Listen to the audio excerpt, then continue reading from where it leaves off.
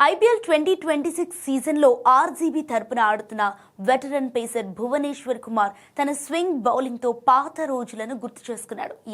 36 ఏళ్ల వయసులో కూడా ఫిట్నెస్ను కాపాడుకుంటూ యువ బ్యాటర్లను తిప్పలు పెడుతున్న తీరు అమోఘమనే చెప్పాలి. తాజాగా ఢిల్లీ క్యాపిటల్స్తో జరిగిన పోర్లో ఆర్సీబీ ఓటమి పాలైనప్పటికీ భువి తన అద్భుత స్పెల్తో అందరినీ ఆశ్చర్యపరిచాడు. కేవలం 18 పరుగులిచ్చి 3 కీలక వికెట్లు తీసి పవర్ ప్లేలో ఢిల్లీని గడగడలాడించాడు.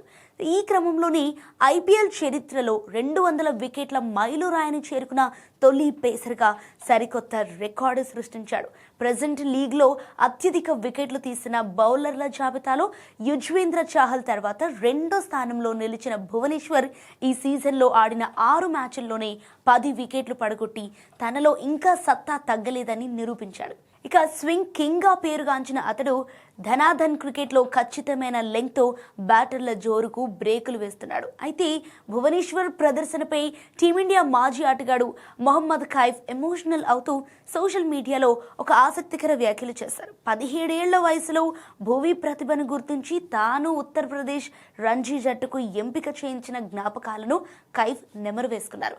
అప్పట్లో సెలెక్టర్లు వారించిన భువి కంట్రోల్ స్వింగ్ చూసి పట్టుబట్టారని, అదే భువి రంజీ ఫైనల్లో సచిన్ టెండూల్కర్ను 0కే అవుట్ చేసి తన నిర్ణయం సరైనదని నిరూపించాడని కైఫ్ కొనియాడారు. ఇంకా 2022 నుండి జాతీయ జట్టుకు దూరమైనప్పటికీ ప్రెజెంట్ ఐపీఎల్ ఫామ్ చూస్తుంటే భువనేశ్వర్ టీమిండియాలోకి తిరిగి రీఎంట్రీ ఇచ్చే అవకాశం ఉందని కైఫ్ ఆశాభావం వ్యక్తం చేశారు.